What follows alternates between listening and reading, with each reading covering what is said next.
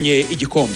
Rega ni umushinga wa Arsenal w'imyaka 22 watangiye gute kugira ngo Arsenal yisange noneho itwaye iki gikombe nyuma y'imyaka 22? Ni projet yateguwe gute? Ni projet yashizwe mu bikorwa gute n'abayobozi b'ikipe Arsenal n'abandi bari bafatanyije?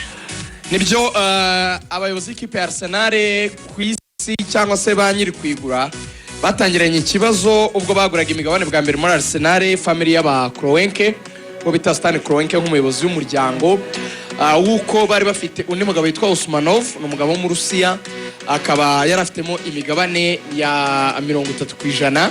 ubwo urumva harimo ikibazo cyo kuba harimo abantu babiri bafite imigabane, noneho kuba rero bari navuga ngo impande ebyiri, buri ruhande rwazanaga ibitekerezo n'urundi rukazana ibitekerezo, bakabura navuga ngo ahantu bashobora guhurira hashobora kubafasha ku mpande zombi. Icyaje kuba rero nuko kugira ngo ikibazo cya mbere gikemuke bamwe bagombaga kugura imigabane y'abandi kugira ngo hasigare byibura uruhande rumwe ari rwo rufite ijambo. Icyabaye rero Stan Kroenke afite imigabane myinshi, yumvishije Usmanov aramugurira, none ikipe ihinduka ya famille y'aba Kroenke.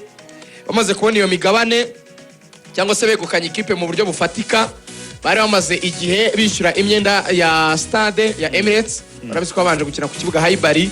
Wenga yasobanuye ejo bundi yuko imyaka yose yamaze muri Arsenal tubona atagura abakinnyi bajyaga bumva ku maradiyo abantu bavuga ngo Wenga agura imifungo cyangwa ngo bamuhaye ngo bija miliyoni wenda ngo 200 ngo yakoreshejeho 50 gusa ngo 150 yazisubije, ukibaze se we yanga kugura abakinnyi kandi afite amafaranga.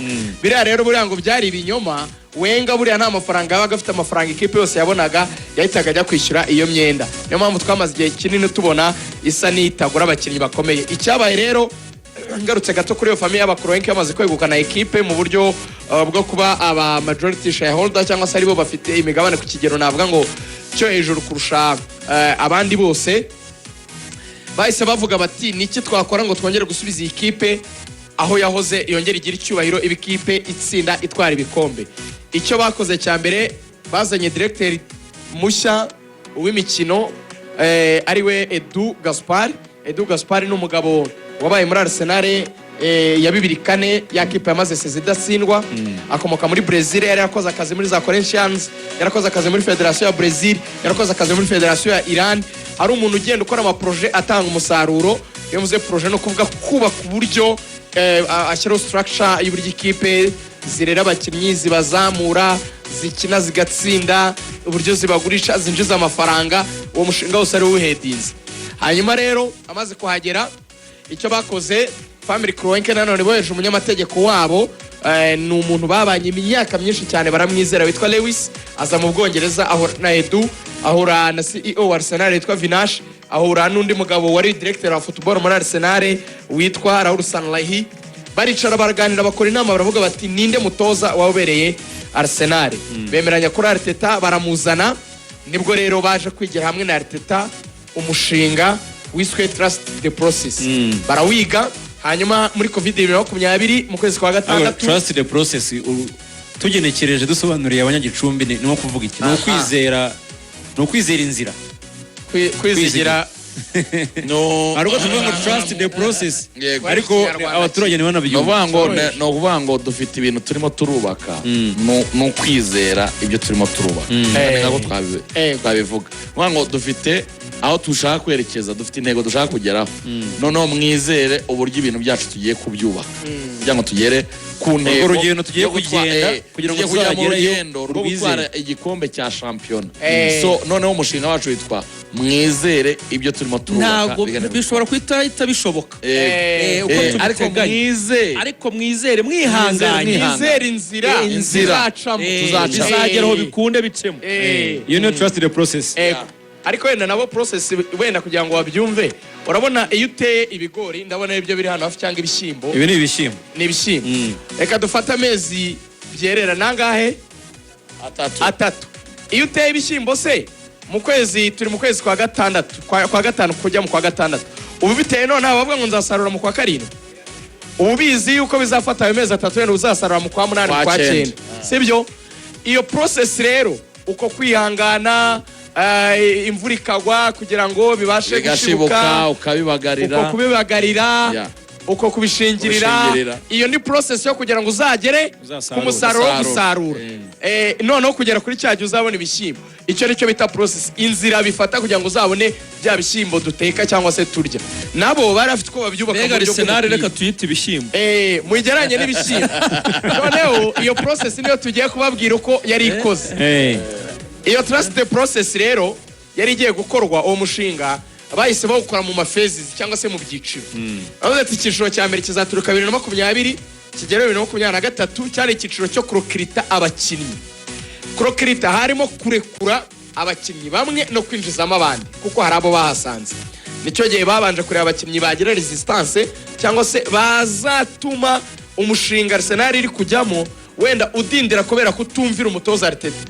nibwo bari kwa abakinnyi barimo Aubameyang abitwa bari Nicolas Pepe barafite n'abandi bakinnyi batari ku rwego rwiza bagenda babarekura noneho bahitamo kugura abakinnyi bakiri bato batarengeje imyaka 23 ariko bafite impano zidasanzwe baguze ba Ben White baguze ba Martin Odegaard n'abandi bakinnyi bagiye batandukanye mwagiye mubona ari nako ubwo banazamuramo n'abandi bana bazanye ba Martinelli ubwo niko babuka barimo barazamuka nibwo Wenger yaguze ba Saliba batekereza kubagarura bene uko nguko nyine bari amagenda mubona muri ikipe baravuga ngo imyaka 3 ya mbere reka tuyifate nk'imyaka yo kurokirita dukora icyo bita base cyangwa se fondation reka tuvuga ko ari kwa kundi ubuhinzi umurima wawe ukavuga ngo namaze guhinga neza process ya mbere yo guhinga bya n'ikiburi babyita kuri aba no kurima urabanza ukarima ugasanza mbanze nkore mbanze ntunganye umurima nimo kuvuga ngo mbanze ngira abakinnyi bibanze ubwo ni base fondation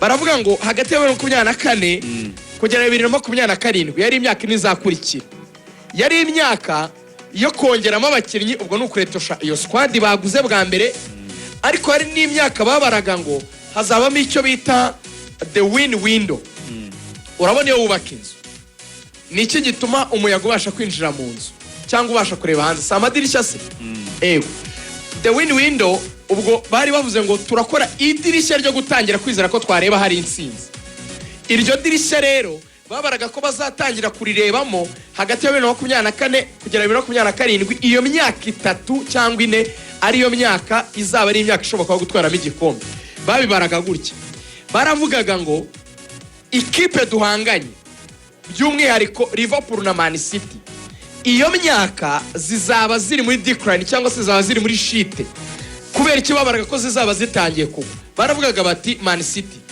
muri iyo myaka hagati ya 2023-2024 gukomeza kujya 2027 baravuga ngo muri iyo myaka bazatakazamo umuzamu Ederson Moraes bazatakazamo Kyle Walker bazatakazamo Ruben Diaz bazatakazamo Rodri bazatakazamo Bernardo Silva bazatakazamo Kevin De Bruyne bakavuga bati aba bantu nibava muri ekipe Guardiola w'umutoza azahita ajya yinjira mu cyo bita phase ya transition nicyo bita inzibacyuho abakinnyi b'ingenzi bakomeye yagenderagaho bazaba bari gusoza bamwe wenda bashoje amasezerano abandi bari gusaza se ubwo na Gundogan ntimubibagirwe noneho azaba agiye kugura abandi bakinnyi bakavuga ati igihe azajya kugura bashya basimbura abo bakomeye yari afite yubakiyeho twebwe babandi twaguze 2020 bazaba batangiye gukura ku buryo twe tuzaba tugeze igihe cyo kudomina wageze mu gihe cyo kongera kubaka ikipe bushya birumvikana ni nako babaraga kuri Liverpool bakavuga bati Liverpool izaba itakaje umuzamu Alisson Becker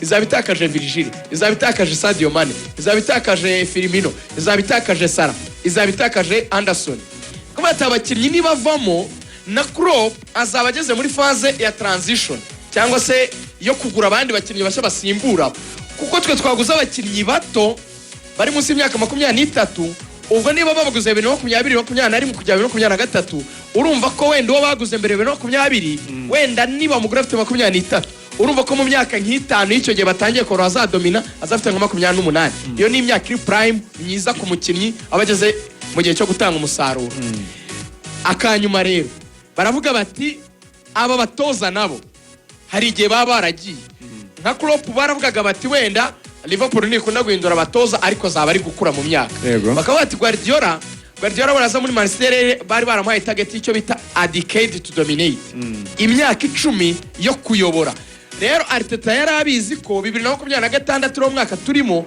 imyaka 10 zaba yuzuye ko ahari Guardiola intego ze zaba yarazigezeho agashaka guhindura akavuga ati zishobora no kuzaba atari n'abakinnyi zishaka guhindura gusa n'abatoza ziri kubahindura. Aravuga ati rero nzafatirana muri icyo gihe nyine icyo bakita timing zo ziri kugwa cyangwa se ziri guhindura abakinnyi n'abatoza, njyewe nzaba nakomeye abakinnyi banjye bamaze gufatisha, noneho njyewe nangire nsinde. Arsenal rero abantu baravugaga ngo kucyo wa kabiri bakamwihanganira, bari baravuze ngo Arteta reka tumugire icyo bita face of the project, isura y'umushinga turi kubaka. Uyu muntu ari we tubyubakiraho, aba ari we bireberwamo iyo ndorerwamo nushaka kumenya ngo umushinga twubaka n'indi uhetse bibe bizwi ko ari Arteta. Ni naho bamukuye kwitwa coach bamugira manager, byari promotion yo kugira ngo umushinga akomeze kuzamura. Noneho arabizamura neza arabyubaka, hanyuma baza kumufasha ejo bundi bamuzanira umugabo witwa Andrea Berta akaba ari nk'umugabo bavuga ngo yaje gukora icyo bita final push. Urabona umubyeyi iyo agiye kwibaruka hari uburyo rwose igise cya nyuma avuga umuganga amubwira ati rwose harabura gato umwana akavuka. Baravuga ati Andrea Berta naza kuko asanzwe ari umudirecteur technique ukomeye, azahita agura abandi bakinnyi bakomeye. Yaguze abakinnyi 6 umwaka ushize abagura $250 niyo waje gukora icyo bita final push. None Arsenal finissage, yego Arsenal nyuma yo kugura abakinnyi navuga ngo finissage nk'uko byise aricyo cyagiye muri hafi gusarura, yari ibizi ko uyu mwaka cyangwa umwaka utaha aricyo bita harvesting season, ari umwaka wo gusarura. Yego Arsenal kuko nawe warakoze byose ukavuga ati igihe cyo gusarura kirageze. Arsenal rero nyuma y'imyaka 3 ya kabiri birangira itwaye igikombe. Mu myaka bari barihaye 2 bije mbereho gato, uyu mwaka wa 2026 wari wo gusarura, basaruye batwara. Mwahaye amashi Arsenal mu kabyaramo. Abafana bayo barahari, zamuri ibiganza turebe. Arsenal hagarariwe hano mu murenge wa Rubaye. Murakoze cyane rigane nawe tumushimire umusenguzi wanjye mwabyumvisha uburyo bisobanuye neza cyane. Arakoze cyane rero turi kumwe na NIT Iterambere Fund kwizigira nabo yego kuri Arsenal. Rigane yasobanuye process y'uburyo bubatse kuva 2020, ariko abantu bagomba kumenya ngo muri uyu mwaka wa nyuma ugira ngo Arsenal twari igikombe ni iki cyahindutse, yaba mu mitoreze yaba no muri squad kugira ngo batware igikombe cyane cyane ko bamaze imyaka ibiri baba ba kabiri. Ngo Arsenal icyabaye navuga ko ya trust the process yo kwizera n'umutoza, kuko na Mikel Arteta ntabwo yari umutoza ufite ibigwi ku ruhando mpuzamahanga. Uvuga ngo birasa nkaho yagiye akurana n'ikipe ye agenda abasha kuyandestandinga. Icyo barebeyeho ni philosophy, umuntu understanding philosophy ya Arsenal, umuntu uzi environment cyangwa se uko Arsenal ibaho, ndetse na wa wundi abafana bazabona bakabona atari umuntu mushya kuri bo ariwe Mikel Arteta kubera ko yabakinnye. Ariko nanone babona n'umutoza wari amaze kwigira ku wundi mutoza ukomeye wari umaze imyaka 3 yungirije Pep Guardiola, nukuvuga ngo bagiye bazamuka. Icyo cyahindutse rero muri uyu mwaka wa nyuma gisoza nuko Arsenal yagiye ifixing cyangwa se ikemura ibibazo byagiye bigora mu myaka yatambutse. Arsenal impamvu imyaka 2 yatambutse yabaga iya kabiri nuko itari ifite squad depth. Nuvuga ngo abakinnyi ntago bari benshi, nuvuga ngo ku mwanya ntabwo babaga bafite abakinnyi benshi. Iyo umwe yagiraga ikibazo imvune cyageze zageze igeze kabatera abakinnyi benshi ari Saliba yavunitse igikombe Bukayo yavunitse igikombe. So icyo kintu bagikozeho cyane, bazana Zubimendi hagati mu kibuga, bazana Victor Gyökeres imbere, bazana umukinnyi Mosquera na Ikapi inyuma, bazana umukinnyi Madueke, bazana na Eberechi Ez ku icumi. Uvuga ngo icyo gihe Odegaard ejo bundi yaravunitse abantu ntabwo bigeze babimenya. Bukayo Saka yigeze amezi nk'atatu 2-3. Uwo bita Bukayo Saka yaravunitse abantu yavunitse hafi 2. Madueke ahari. Uvuga ngo uko kugenda Kai yaravunitse na Merino yaravunitse, ariko hari rutayizamu Gabriel Jesus yaravunitse, abantu bose ntabwo bigeze babimenya. Uvuga ngo uwo bita Arteta, icyo ni ikintu cya mbere. Ikindi kumenya muri squad mu batoza bamwungirije kugenda azanamo abari very very important. Arsenal murabizi ko hari abantu ejo bundi ninde wabakrititse avuga ngo 40% y'ibitego batsinze ni Arne Slot umutoza wa Liverpool ati mutwaye igikombe ariko ntago mwari ikipe nziza kuruta izindi kuko 40% y'ibitego mwatsinze byari bya set pieces ariko tuza akamaro ka Nicolas Jover mu ikipe ya Arsenal set pieces coach donc uriya ni Arteta wamwizaniye yamukuye muri Man City kuko ni nawe wari waramurangiye Guardiola umango ubwo buryo bwo kugenda bakurana kubaka squad kugenda bafixinga ikibazo bitewe n'ibyabaye ni ibintu byaba drivinze kugira ngo uyu mwaka noneho babe successful. Wenda Ruvuyanga uzumva ijambo abantu bakunze kuvuga ngo amateka ajya yisubiramo dusoza ibi bintu Arsenal yakoze bijya gusa n'ibyigeze kuba nanone buriya mu 1970 kugera muri 80 Arsenal nabwo yari yaraguye idatwara ibikombe none iza kuzana umutoza witwa George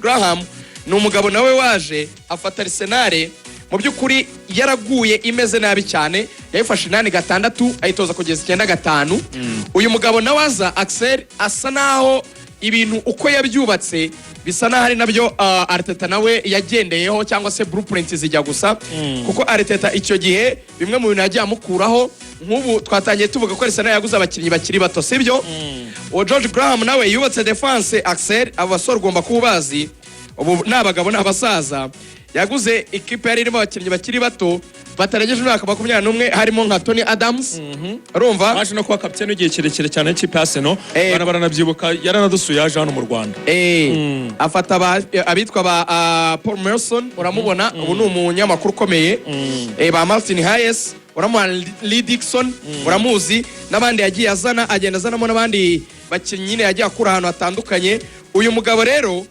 yakoze defense wumva ukuntu yari ikomeye iyo defense nabwo yarangije ariyo defense ntoya kandi iyo defense yarangije ari defense mu by'ukuri yinjijwe ibitego bikeya kurusha izindi zose agashya rero kuri bari bavuga ngo Arsenal ngo yakinaga nabi reka mabwire umwihariko nanone ikoze ujya gusa nanone naho bizagorana ko ari indi kipe izawusubiramo Arsenal itwaye igikombe kenshi sigaho umuhigo uzi ko uyu mwaka Arsenal itwaye championnat itarahawe ikarita y'umutuku muri match 38 za champion icyo ni ikintu cya mbere manze mu gihe amashyi nigeze yabwa ikarita nimwe y'umutuku biragoye gusiza yose udahawe ikarita y'umutuku icya kabiri Arsenal itwaye igikombe ariyo kipe idatewe penalty nimwe muri sezo yose murumva ukuntu defense yayo yari ikomeye defense yari ikomeye cyane yakoraga amakosa make cyane ashoboka ubwo rero birasa naho mu by'ukuri bagiye bakosora amakosa bakoze nko muri sezo zashize